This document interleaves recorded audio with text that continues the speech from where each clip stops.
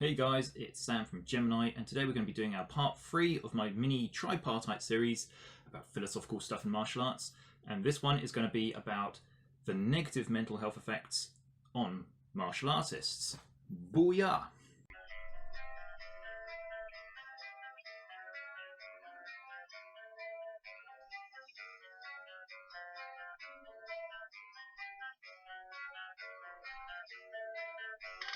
Okay, always guys, positive, hope you're doing well, hope you're safe, good to see you, and welcome back to the channel. So, this is the third part of my mini-series. I did on a poll on my channel I put out a few weeks ago saying what kind of videos would you guys like to see. First one was about dating in martial arts, second one was about certain martial arts becoming extinct, and the third one that you guys actually voted for, all even keel, was mental health in martial arts. So I did some thinking about this, and for those regular subscribers to my channel or those who know me quite well, you know I work in the psychiatric field. I've been working firstly with learning difficulties, and I transitioned over into mental health in 2019. I have experience with various psychiatric conditions, children's services as well, and trauma as well. I've worked with trauma and trauma recovery, as well as being involved in therapy and counselling as well, as my degree, which finally came through the post, can testify. So I looked at this video and thought, what better way combine mental health and martial arts, because the two, believe it or not, are interconnected and there is a correlation between the two. So then I could subdivide it further, and I was like, do I want to do positive mental health or do I want to do negative mental health? And I looked and thought, negative mental health, yeah, sure, it's going to be a negative video, or at least a very dark video.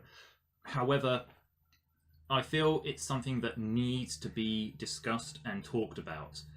Mental health in itself, I feel, needs to be talked about, because there's a lot of people out there suffering with depression, anxiety. The two often go hand in hand. Studies have shown actually that depression and anxiety mostly affect women, but that's not to say it doesn't affect men. Also, studies have shown that men are generally more prone to do or be afflicted with conduct disorders, whereas women aren't.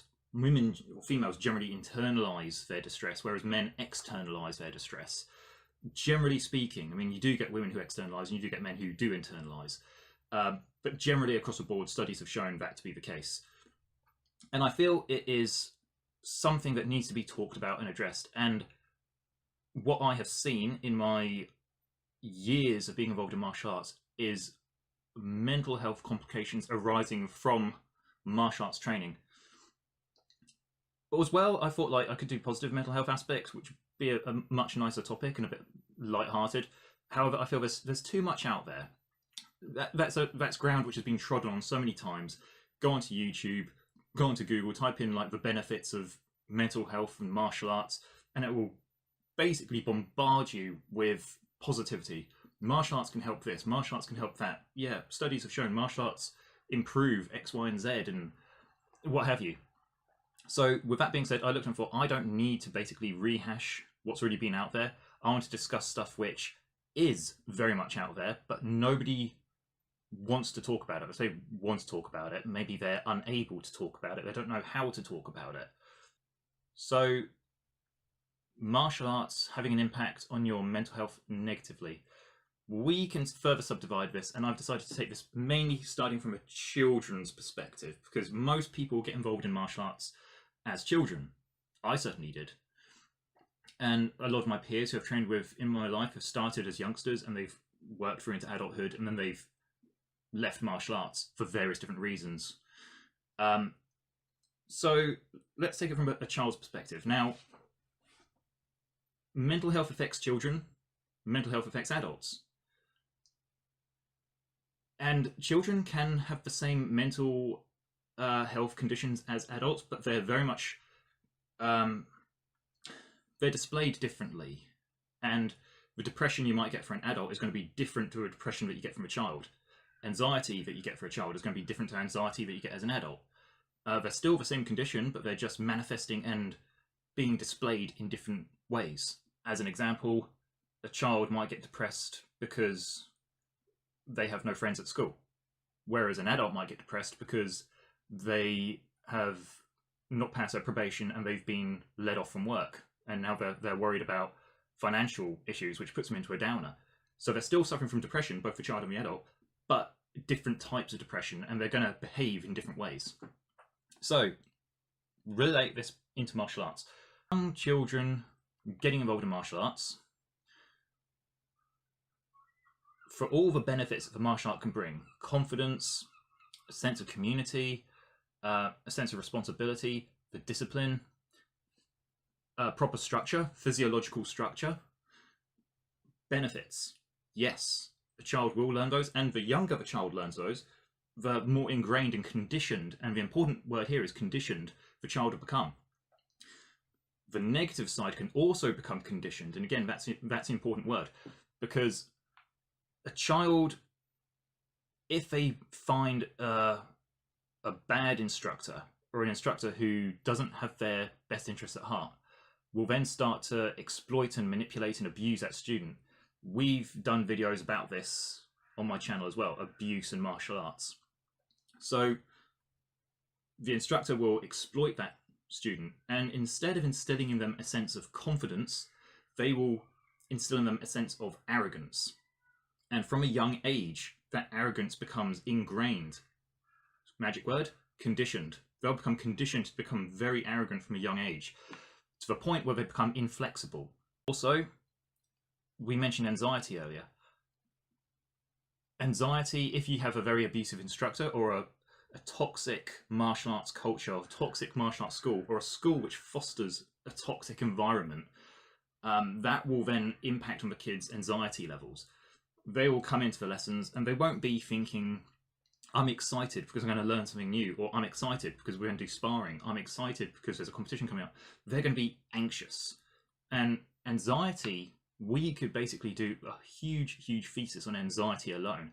It's horrible. It's one of the most common mental health conditions you're going to get, but it's also one of the most crippling, is a word I've heard. Anxiety, people describe anxiety as crippling. It cripples who you are. It cripples what you can do. It affects every aspect of your life.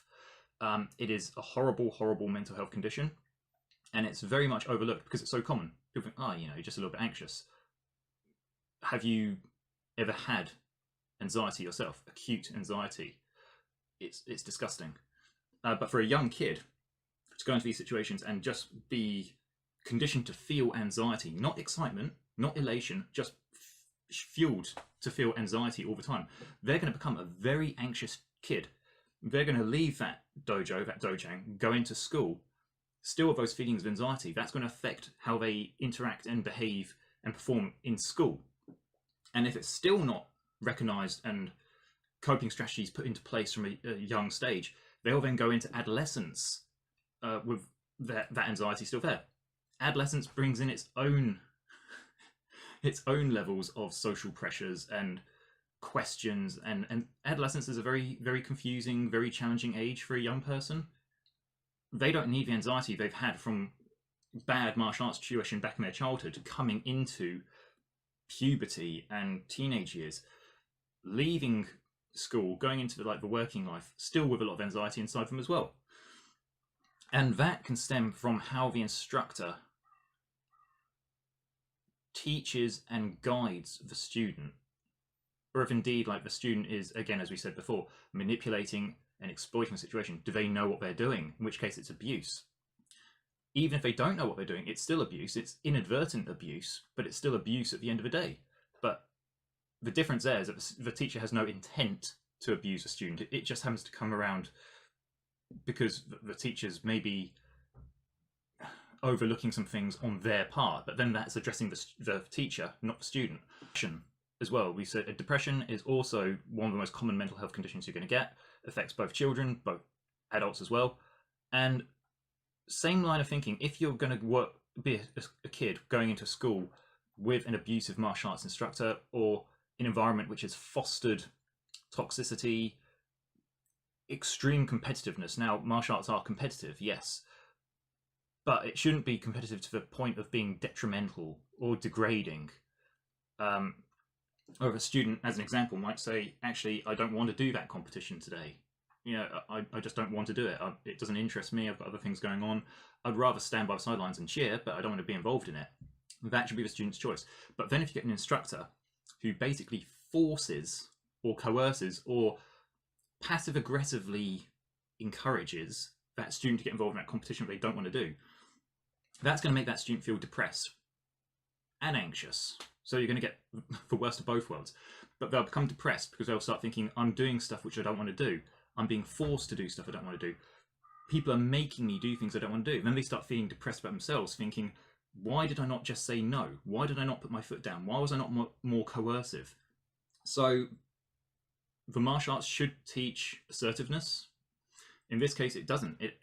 It's gaslighting a student to feel bad about themselves. So then they become compliant.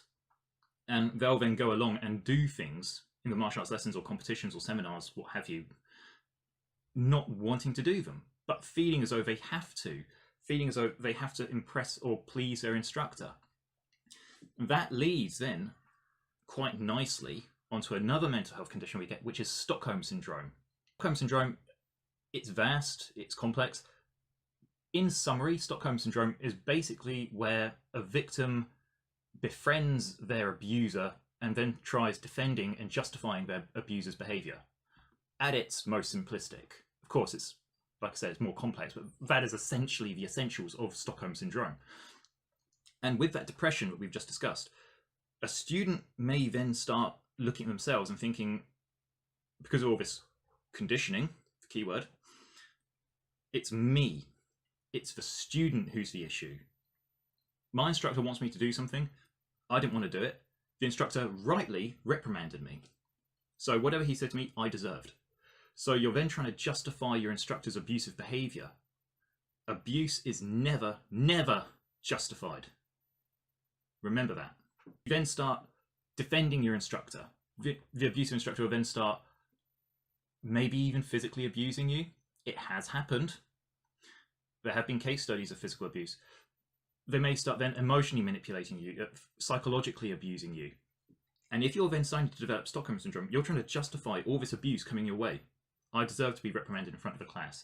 I deserved to be slapped by my instructor. I deserved to have that horrible email sent to me. I deserved to be made to feel like shit each time I went to the lessons. I deserved to feel like shit every time I left the lessons. I didn't perform my kata perfectly. My instructor pulled me up in front of a class. I deserved it because I didn't perform it perfectly. That is unhealthy thinking. It's victimization of the self. You're essentially being the voice piece, or you're being the echo chamber, rather, of your instructor's abuse. You're condoning the abuse. And then that actually makes it easier for the abusive instructor, because then you feel less inclined to report that abuse. And if anybody came up to you and said, hey, actually, I saw what your instructor said to you.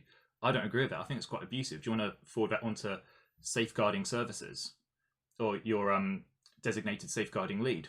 Or in children's cases, LADO, local authority designated officer. But if you've developed Stockholm Syndrome, you'll be like, no, it's okay. He wasn't abusing me. He was just like putting me straight. I stepped out of line. It was my fault. So therefore I deserved it. And that is how a lot of abusers cover their tracks, including martial arts instructors. We could even go on and discuss a bit more dark mental health conditions with martial arts. I have seen martial arts instructors soup up their students to make them believe they are like the next Bruce Lee. And people have said, if I'm going to be personal with this, people have said, I have a thing against Choi Kwang Do. Yeah, because Choi Kwang Do is a classic example of this. Choi Kwang Do makes its students believe that they're practicing the most effective martial art in the world, and they constantly drill this into their students. So those students are going to come away thinking, wrongly, that they're the most effective martial artists in the world, purely because they've been drilled into them so much. What's a magic word? Conditioned. They've been conditioned to believe they're the most effective martial artists in the world. They're not. Likewise, you then get some instructors from, say, Jeet Kune Do, who may make their students believe, or condition their students to believe, that they are carrying on Bruce Lee's legacy. You're a descendant of instructor so-and-so, who is a student of Dan Inosanto, who is a student of Bruce Lee, so you're continuing Bruce Lee's legacy. So therefore, you must be the next Bruce Lee. Do Bruce Lee proud. What does this develop in the student? besides arrogance, which we've discussed, it develops psychosis. Psychosis is vast and it's complex, and it'll take too long to cover in this video. But at its core, at its most simplistic, psychosis is a combination of delusions and irrational beliefs which cannot be shaked, for the most part, even if evidence has proven that what that person believes is wrong. They will still continue to believe it, which goes on to another psychological condition called belief perseverance. You may have a belief in something, you get shown evidence, undisputed evidence, that proves that what you're thinking is wrong, but you still continue to believe it. That's belief perseverance, and that is psychosis. Another classic example that I was told. Psychosis is somebody saying to you the sky is red. You look up, you see it's blue. You point out that the sky is blue, but the person originally who told you that it's red looks up, sees it's blue, and still thinks it's red. Psychosis. It doesn't matter what kind of black belt you are. You could have like 1, 2, 3, 4, 5, 6, 7, 8, 9 gold Dan bars on your belt. Doesn't mean you're invincible. But if your instructor, again, has abused you to make you believe that you are invincible, that's developing psychosis. I have also seen examples and case studies of people developing narcissistic personality disorder through martial arts. Narcissistic personality disorder is a condition which develops usually in late teens, early 20s, and it is basically, again, complex, vast. Could do an hours long video about it, not going to. But narcissism basically is where you believe that you are pretty much God. You don't believe there's anything wrong with you. You believe that you're perfect. If something wrong happens, it's somebody else's fault, never yours. Gaslighting is common in narcissistic behavior. It's a very severe condition. Studies have said that actually it's very difficult to work with people with narcissism. I've worked with people with narcissism. I've supported people and treated people with narcissism, and it is draining. And a narcissist will very rarely, if ever, go to therapy. Why? Because in their mind, they're perfect. They don't need to. People who go to therapy generally have challenges and issues which need to be explored. A narcissist won't, because in their mind, I'm the perfect one. It's you who needs therapy. How narcissism comes around, I believe, is important to the development of a martial arts student. Basically, narcissism comes around through either being neglected by your parents whilst you're a child, or being spoiled rotten by your parents when you're a child. So, again, the magic word, conditioning. That child is either conditioned to learn it's not going to get anything, or it's going to be conditioned to expect to get everything at the drop of a coin. Now, this then manifests in adulthood, because let's take neglect for the first. If the child has had nothing throughout their childhood, they've been deprived of the basic needs as laid down by Maslow's hierarchy of needs. When that narcissist child gets to adulthood, it'll then act out to get all of the things it was deprived of. It wants them now. I wasn't given hugs and cuddles when I was a child, so I deserve them now. I want them now. I'm 34 years old. Where are my cuddles? I need them. I wasn't given them when I was a kid. I want those now. Or we go to the other side. Entitlement, being spoiled, conditioned to expect to get everything they want. When the narcissistic child is a child, it wants something. Ice cream, teddy bear. It screams. Parents give it to them. The child then wants a cuddle, screams. Parents give it to them. It wants food, screams. Parents give it to them. The narcissistic child learns and gets conditioned to expect to get everything. And that carries forward into adulthood. So when the narcissistic child becomes a narcissistic adult, it'll expect everything. I want that job. Yeah, but sorry, thank you for your application. You've been unsuccessful on this occasion. God damn it, no, that's my job. I've always got what I wanted, so I'm going to get that job. This can easily transition over into martial arts. How is that so? If you've had a martial arts student who's a child who has been neglected by their instructor, they've been abused by their instructor, and never received any praise or recognition from their instructor, if that kid continues martial arts, it'll become maybe a martial arts teacher itself one day, and it'll want that praise from its students. The instructor will then say, I never got praise from my instructor, so I'm going to force the praise out of my students. I deserve that praise. I've got this far. I've got second dan in taekwondo. I've got my own school. I have this lovely gym dojo which I built with my own hands. I deserve praise, and these students I have now are going to give it to me. Other side of the coin. If that narcissistic child was given everything by their instructor from a young age, the natural flow of narcissism is that when that student becomes an instructor themselves, they'll just expect everybody to give them anything anyway. They'll expect to go to competitions and win everything. And they'll often have hissy fits when they don't win, because you're not going to win everything in life. But the narcissistic instructor won't accept that. They'll be like, but I was given everything when I was a student. I passed all my gradings with my instructor. He double graded me up to like third dan black belt. He gave me this. He gave me this new gi. He gave me this new dobok. I was always beating my sparring partners in lessons. So how could I possibly lose at these competitions? That's not fair. You know, that's not right. They feel as though they deserve to win everything. Moreover, they'll expect attention for everything. Every single thing they do, they'll want the attention. Narcissists want recognition. They want praise. But it's all an image. Inside of themselves, narcissists feel really, really bad about themselves. So they put on an image to cover up how they really feel. The story of Narcissus actually was that Narcissus, when he looked into the lake and he saw his reflection, he fell in love with his reflection. Now that's important, because Narcissus didn't fall in love with himself, he fell in love with his reflection, his image. And that's exactly what Narcissists do. Whether they've been neglected or spoiled and entitled, they develop an image of the poor suffering child who now deserves empathy, or this big, strong, successful persona, and I deserve praise from everyone. For images. And the narcissism that an instructor will develop will basically try and uphold these images, and they'll find it exhausting. But this has all come around from an abusive instructor who has either given that student everything they've demanded or not given them anything at all.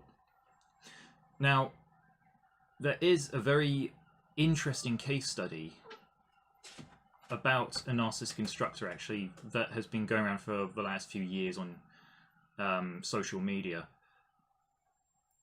It's very enlightening. I've followed it from a distance for a few years, and I'm genuinely fascinated by it without being sympathetic to the narcissistic causes and the narcissistic behaviors. But the case study itself is classic narcissism. Narcissism dotting the I's and crossing the T's. It is so exact. Okay guys, so ultimately all these mental health conditions affecting a student, what can all this lead to? Ultimately, these are all very negative, dark, maladaptive mental health conditions which can affect students, especially then if they go into adult life as well and carry them forward into their adult worlds.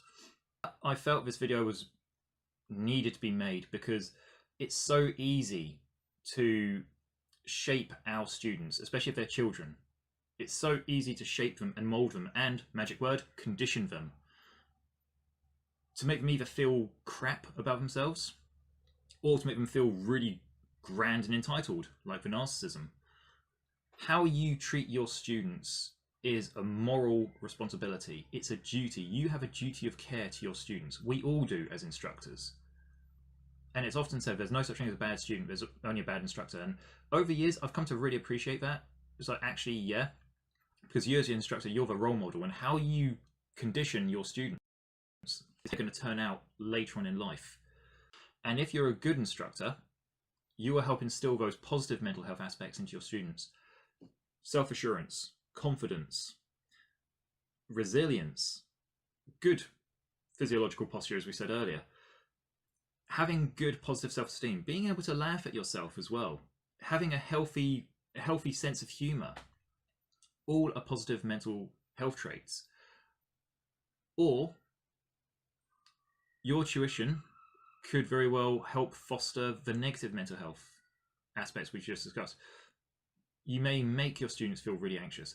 Are they following you out of love and loyalty, or are they following you out of fear? Hate plus fear equals power. but not the right kind of power. It's the maladaptive, abusive power. Maladaptive teaching methods will have a severe detriment on your students' mental health, make them feel bad about themselves, make them feel worthless and useless, make them not even want to be there. They don't see you as a father figure. They don't see you as a leader. They see you as a bully. That responsibility rests with you as instructors. I hope you've enjoyed this video. Stay safe, train hard, keep listening to Iron Maiden because they're the best band around, and poor Paul Di'Anno. Iron Maiden fans will know what I mean. See you in the next video, guys. Booyah!